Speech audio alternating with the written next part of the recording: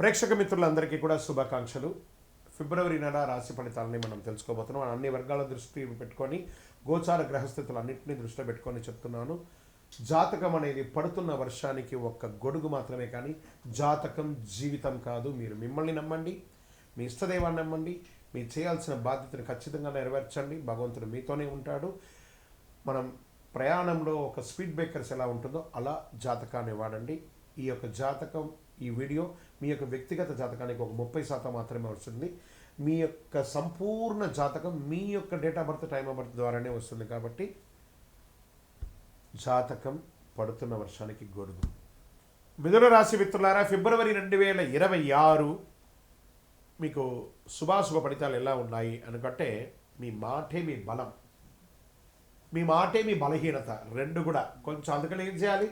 నోరు అదుపులో ఉంచుకోవాలి. మిథున రాశి వారి గారికి నమస్కారం. ఇది సాధారణ రాశి ఫలితం కంటే ఒక మెట్టు ఎక్కువ అని కూడా చెప్పచ్చు. స్త్రీ పురుషులు ఇరువురికి కూడా మనం చెప్తున్నాం. ఇది ఏ మాట ఆపుకోవాలో, ఏ మాట చెప్పాలో, ఎక్కడ నోరు తెరిస్తే లాభమో, ఎక్కడ మౌనం పాటిస్తే మంచిదో ఈ వీడియో పూర్తిగా చూడండి, మీకు అర్థమవుతుంది. గురు భగవానుడు 1, శని 10, రాహు 9, కేతు 3, బుధుడు మిథున రాశి అధిపతి. అన్ని రకాలుగా దీని అర్థం ఏంటి? మీ మాటకు శక్తి ఉంది, కానీ అదే మాటకు సమస్య కూడా వచ్చే అవకాశాలు ఎక్కువ ఉన్నాయి. కాబట్టి జాగ్రత్త, మాట పొదుపులో ఉంచుకోండి. ఇదొకటి మంచిది. తక్కువ మాట విజయాన్ని సాధిస్తుంది. ఉద్యోగస్తుల పనిభారం పెరుగుతుంది. సీనియర్ విశ్లేషణ ఉంటుంది మీ మీద. ఈ నెల వాదనలు వద్దు, చాలా గుర్తుపెట్టుకోండి.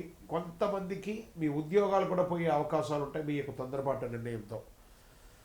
జాగ్రత్తగా ఉండాలి. పనితో సమాధానం ఇవ్వాలి, కానీ మాటలతో సమాధానం ఇవ్వకూడదు. ఈ నెల మాట తక్కువ, పనితో ఎక్కువ చెప్పచ్చు. నూతన ఉద్యోగం ఇంటర్వ్యూలు వస్తాయి.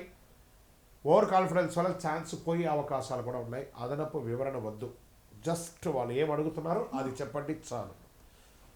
ఇంకా ఇండస్ట్రీ సెక్టార్లో, సర్వీస్ సెక్టార్లో కమ్యూనికేషన్ చాలా ముఖ్యం అని కూడా చెప్పచ్చు. ఇండస్ట్రీస్లో డాక్యుమెంటేషన్ ముఖ్యం. మీ మిషనరీస్ అంతా కూడా రిపేర్ చేసుకోవడం లేదా సర్వీస్ చేసుకోవడం అంటే చేయండి.